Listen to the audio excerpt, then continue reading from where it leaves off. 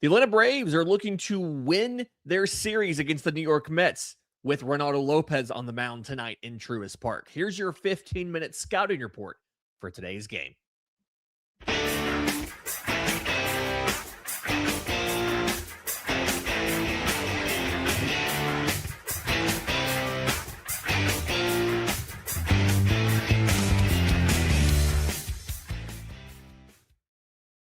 Yes, this is your Braves Today Scouting Report, a production of the Believe Podcast Network and presented to you by FanDuel. I'm your host, Lindsey Crosby. In the next 15 minutes, we're breaking down everything you need to know before first pitch. Today, it's the Braves and the New York Mets in the series finale of their 4-game set. So let's get into it. Both teams have put out their lineups for the game for the Atlanta Braves. The only significant change here is Michael Harris and Drake Baldwin are flopping spots in the order. Michael Harris moves up to leadoff in center field, followed by Ozzie Albies at second base, batting second, Matt Olson at first base, batting third, and Drake Baldwin, who hit a grand slam last night, or yesterday afternoon, technically, batting cleanup and being behind the plate. Mauricio Dubon's in left field, batting fifth. Dominic Smith, the designated hitter, opportunity number 375,412 at getting back on track after a slow June for Dom Smith there, batting sixth. Austin Riley at third base, batting seventh. Mike Yastrzemski in right field, batting eighth. And shortstop Jim Jarvis, the lefty hitter in the lineup, batting ninth. Again, Harris, Albies, Olson, Baldwin, Dubon, and Dom Smith, Riley, Yastrzemski, and Jarvis. On the mound for the Braves, Reynaldo López, 4-1 with a 3.31 ERA. Little bit of an overperformance off of the inputs, right? 4.61 expected ERA, 4.17 fielding independent pitching. He's got a 21% strikeout rate with a 10% walk rate. So the difference there is about 11%. It's a 4-pitch mix. It's think of the Spencer Strider 4-pitch mix. That's what Reynaldo López is doing. 4-seamer, slider, curveball, occasional changeups. He throws it about 5% of the time to righties. To lefties. He throws it less than 1% of the time to righties on the season. And in his last start, he didn't throw the changeup at all, which means he obviously has to miss bats with the curveball and the slider. And the question you always have when there is no off-speed pitch in the mix is one of the best things for the off-speed, other than getting guys who are sitting on velo, is minimizing hard contact. Can he get ground balls off the curveball when he needs one if he's not throwing the changeup? He did face the Mets twice as a starter in 2024. Combined 9 scoreless innings, 6 hits, 4 walks, 8 strikeouts. This is a little bit of a different Mets team from 2024. He's a different starter from 2024, so I don't know how much we can take away from that game or those 2 games. But it's all pretty much small sample sizes against Reynaldo López on New York's roster. Juan Soto is 1 for 2. Bo Bichette is 2 for 4. And then outside of that, again, it's just little bits here and there. Francisco Alvarez is 0 for 2. Brett Beatty's 0 for 2. The one notable sample here, Francisco Lindor has faced him 23 times. He has a home run and 2 RBI, but he's hitting 130 with a 483 OPS. That's the one bit of significant experience on the Mets roster against Reynaldo López. When you look at the Mets lineup today, it's a lot of the same guys we've seen a lot in this series. A.J. Ewing leading off in center field, followed by Juan Soto, who moves from DH back into left field, batting second. Bo Bichette at third base, batting third. The DH spot goes to Francisco Lindor today, so he gets a half day, batting cleanup. Carson Benj is in right field, batting fifth. Jacob Young checks back in at first base for Mark Vientos, batting sixth. Francisco Alvarez is behind the plate, batting seventh.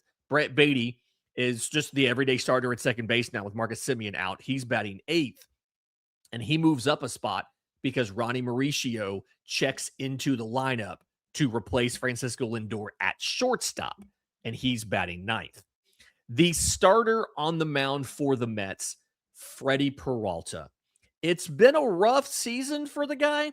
He's 5-7 with a 4.81 ERA. And there's a little bit of bad luck in here, right? The expected ERA, 3.77. So like a run better. The field and independent pitching, 4.27, like half a run better. So it's been a little bit of some bad luck for Peralta. But also, he's really just been average at a lot of stuff. The average exit velo that he's allowed of 87.8 miles an hour is 70th percentile. It's legitimately good. And his barrel rate, because of that, is 4.9%, which is 84th percentile. Everything else kind of sits in that 40th to 55th or so percentile range. So he's just been average this year. It's a 5-pitch mix, 4-seam, changeup, curveball, slider, sweeper. 4-seamer sitting around 94 or so. You'll see some places that call this a 6-pitch mix, and it's because they're breaking out his normal curveball, which is like 79 miles an hour, from a slow curve, which is just him taking a little bit off of the curveball, throwing it about 75 miles an hour. It does have a little bit of a different movement characteristic. So sure, you can break these out. It's really the same pitch that he's just kind of using twice. So some data sources will say 5 pitches. Some will say 6. I'm guessing on the broadcast tonight, CJ's going to say it's a 5-pitch mix and just make a point of the curveball. But how he uses these things against lefties, fastball heavy. More than 50% of all of his pitches are the 4-seam fastball. And it's pretty standard usage, right? He ramps up how much he throws it early in the count and when he's behind and before he gets to 2 strikes. He cuts back on how much he uses it when he's ahead and with 2 strikes in favor of throwing more breaking balls. You know, whether it's the slower version of the curve or the normal curveball. And then the changeup is his second pitch against lefties, which if you think about this, makes a lot of sense because most changeups will run from a righty will run away from a lefty. Makes a lot of sense that would be how he does that. The sweeper, because it has bad platoon splits and he doesn't locate it that well, he almost never throws it to a lefty. So it's technically a 5 or 6 pitch mix. Reality, it's a 4 or 5. Again, depending on how you feel about does the slow curve deserve to be different and separate from the standard curveball. I personally don't. But again, some data sources do, some data sources don't. Against righties, there's a little bit more variability with the mix. He does a little more mixing and matching with the mix. Still 4-seam dominant, still over 50% usage, but he ramps that up to like 65% usage when he's behind in the count. So early, behind, he throws it more. And some of that usage, especially when he's behind, comes at the expense of the slider. He really cuts back on the slider in those situations. When he's ahead in the count and when he has 2 strikes, he cuts back on the 4-seamer to throw more changeups, to throw more curveballs. Again, it's a pretty standard mix. More breaking balls when he's ahead, more fastballs when he's behind. Not doing anything revolutionary or groundbreaking here. You just have to hit it, right? If you are a righty, he's pretty decent about getting a first pitch strike on you. And again, he's about 60% 4-seam fastball on the first pitch. So there is a little bit of a tendency there if one of Atlanta's hitters wants to sit fastball on the first pitch, for the righties. For the lefties, it's up in the air. You are likely to get a fastball, yes, but it's up in the air whether or not it's a ball or a strike. The percentages are pretty close to even. So you're probably going to get a fastball, but is it going to be in the zone or not? That's a valid question there. When you look at how the Braves have done against Peralta, my big hope is that this could potentially be the Austin Riley get right game. Like there are some guys who have done well against Peralta. Matt Olson has a homer and 2 RBI and 13 at bats, batting .308. Joey Bart, who's not in the lineup today, he's 1 for 2 with a homer and 3 RBI off of Peralta, so that's fun. Dom Smith is 2 for 6, that kind of stuff. Michael Harris is 2 for 6. But the big one here, Austin Riley, 16 at-bats. He has 2 homers and 5 RBI, and he's hitting 375 off of Freddy Peralta. So if there was ever a game for Austin Riley to get right, it's probably when he gets to face Freddy Peralta. Flip side of this, Ozzie Albies, 16 at-bats. He's batting .063, which I think is just 1 hit in 16 at-bats with a 336 OPS. So I really want to see if he can do something here. Mike Yastrzemski, 1 for 11 against Freddy Peralta. So we'll kind of see what happens there and how they fare in those situations. When you look at the bullpen for both teams, Atlanta's got a lot of usage here, but I think they're actually in an okay place. Tyler Kinley threw 7 pitches last night. That was his first usage in the series, so you can probably bring him back if you need to. Obviously, Didier Fuentes and Raisel Iglesias did not pitch last night. That was the whole thing about they used Carrasco for a second inning in the 9th versus going to Fuentes or Iglesias. So they've had 2 days off. They can both pitch today. Dylan Lee had thrown 3 of the previous 4 games. He got last night off. He's likely available as well. J.R. Ritchie is not. He threw 46 pitches on Saturday. They optioned him on Sunday. They brought him back up today with the injury to Martin Perez, but just because they brought him up doesn't mean he's available to pitch. Now, Owen Murphy, who also came up, is available to pitch out of the pen, and whenever he gets into a game, that will be his MLB debut. Dylan Dodd and Danny Young both pitched yesterday. I'm going to assume, unless it goes to extras, they're probably down simply because Dodd's pitched 3 times in the last 5 days, and Danny Young just came off the injured list and pitched twice in the last 3 days. So I'm assuming they're not available today. Atlanta may change some things if they get into extra innings or something like that.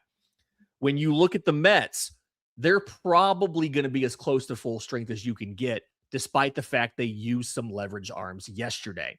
Devin Williams, 22 pitches in the 9th. Huascar Brazoban, 20 pitches in the 9th. But for both of them, that was their first usage since the middle of last week. I'm sure the Mets are willing to go to them tonight if they need to. Luke Weaver had 16 pitches last night. Brooks Raley had 8. They're available as well. First time they had pitched since the middle of last week as well.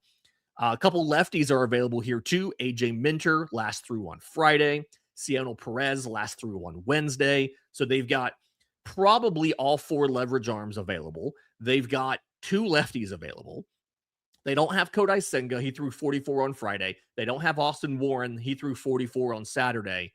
So if Peralta gets knocked out after like 2 innings, they're going to have somebody step up and throw multiple innings to cover some length here. Ciano Perez is usually the guy they use for that if those other 2 guys are down. But either way, they've got the pieces they need. So there's no specific advantage just based on who you have here. Kind of final thoughts for this one.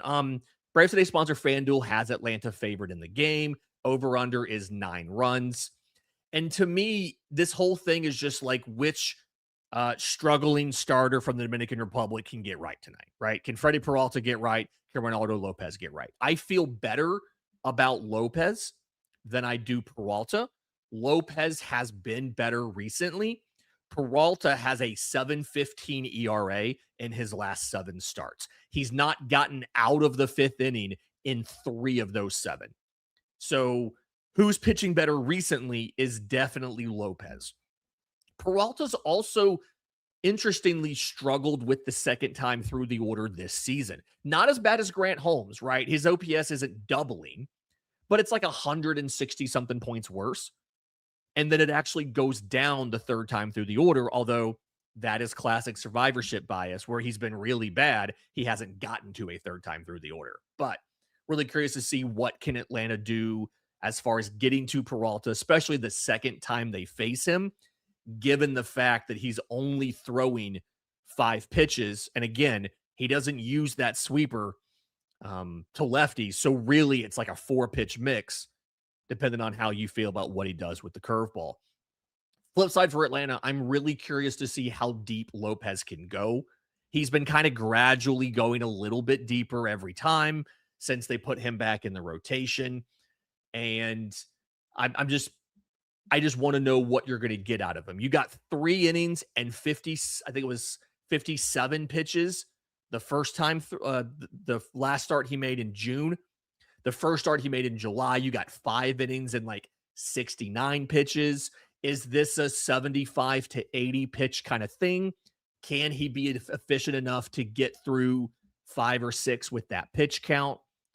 Again, you have length if you need it. Owen Murphy's back there, but I do think Atlanta would love to just let Reynaldo Lopez have a normal length start and then just use the pin like normal, especially if it's close, to lock down a win.